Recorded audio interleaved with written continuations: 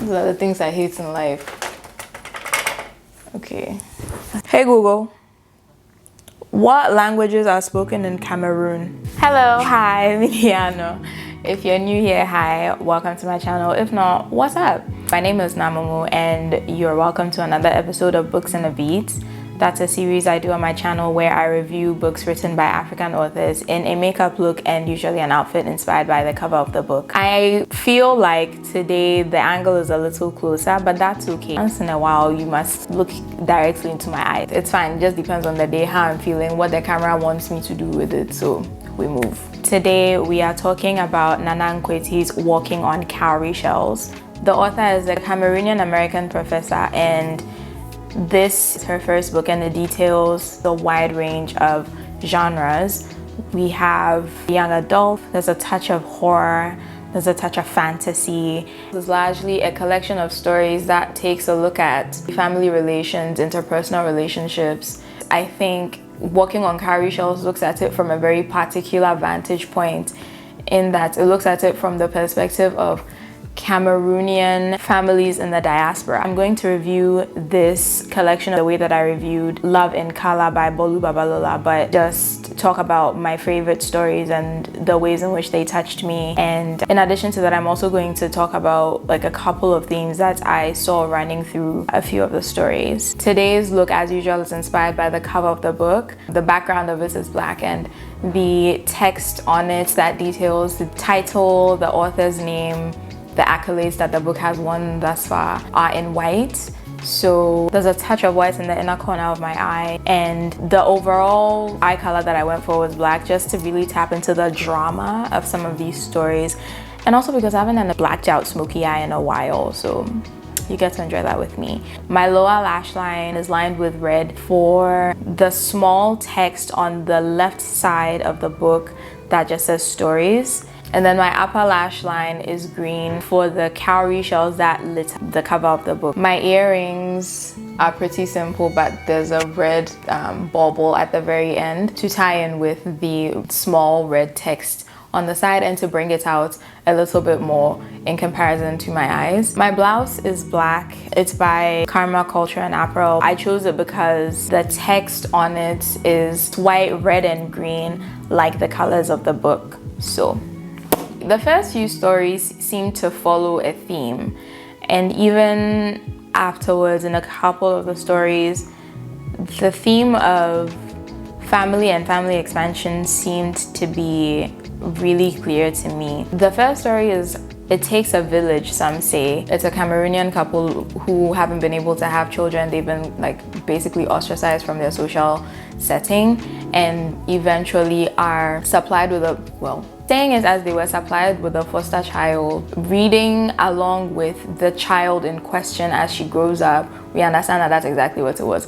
So it's a story about a family being supplied with a child straight from Cameroon, and them doing their very best to provide her with everything, and her taking her destiny into her own hands later in their lives, much to their chagrin. Looking at the despair that that family went through in trying to have a child, bear a child, raise a child in a society, even abroad, that prioritizes and lauds the presence of children in a marital home, was very interesting. And I think that it was a very specific insight into that kind of situation, because we saw everything that happened through the eyes of the mother who had wanted the child, and through the eyes of the child who had been wanted, who had been uprooted from her own family, who was still alive, and thrust into this world where she was encouraged to fit into the mold that somebody had created for her, as opposed to grow into her own person. The second story that really spoke to that theme for me was Rain Check at Momocon.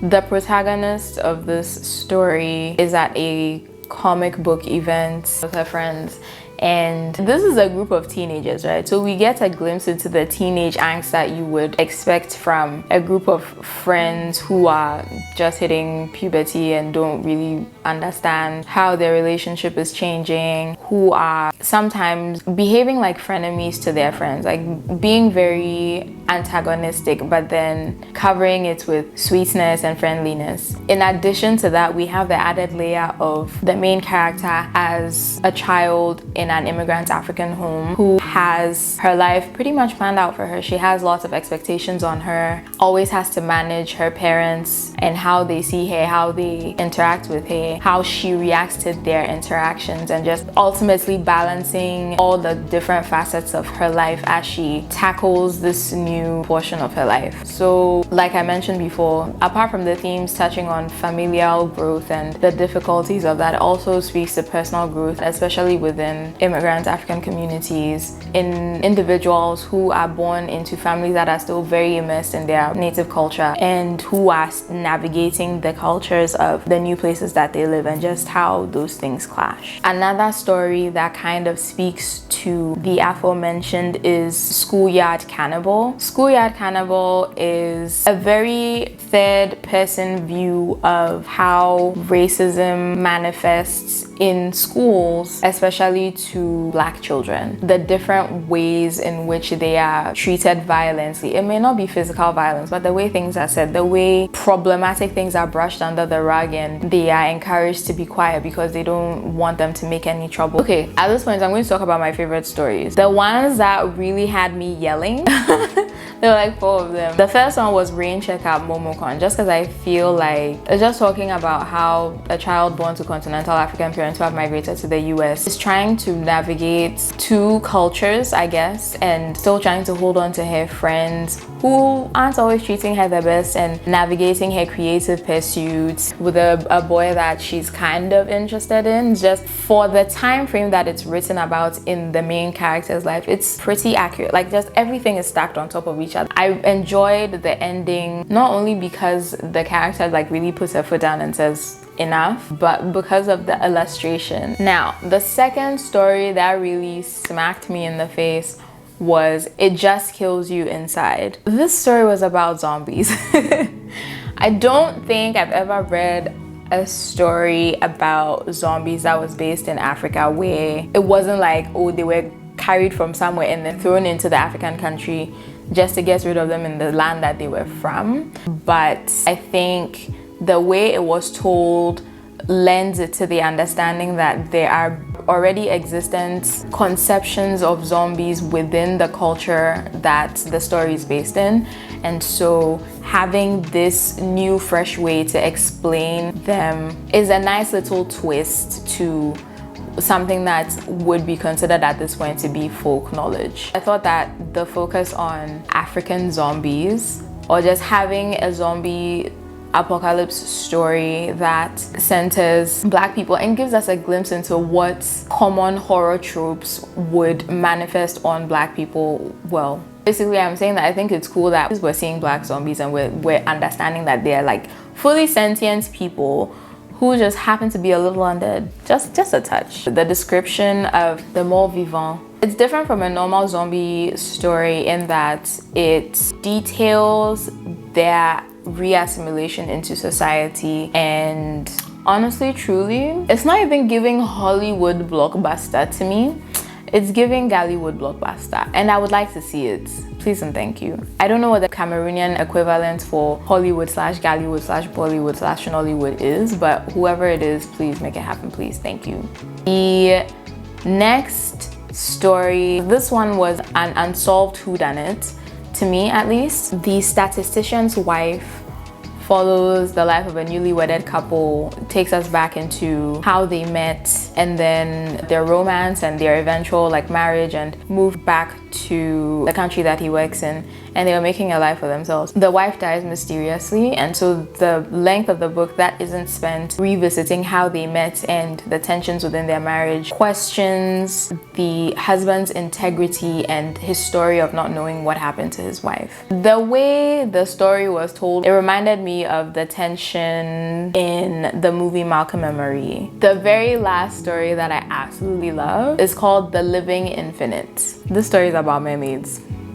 You know me. You know I like the fantasy things. You know I like the mermaid, the witchcrafts, the mami watari of it all. And reading this and just going along with how it was unfolding was such a fun thing to experience. Just understanding how the protagonist, who is the mermaid, the mami wata, things work in her world, how she found her lover, how she left her world for love, how she experienced that love, and how she dealt with the loss of that love. Through those motions, we meet the different families that she's come into and see how she interacts with all of them. And it really makes stories that are usually told to be scary more accessible, more human. And imagining that kind of character as somebody who looks like me makes it a little more enjoyable, at least for me, because there's only so many areas that you can read about. You get a wide range of things in this collection of stories. Some of them are like super heavy topics, and that's understandable, expected, because it won't always be light, but some of them too were just like really stellar. Those are the stories that really caught my eye, really stayed with me. Now this is the point where I just talk about a couple of things that I thought were interesting in the plot. Once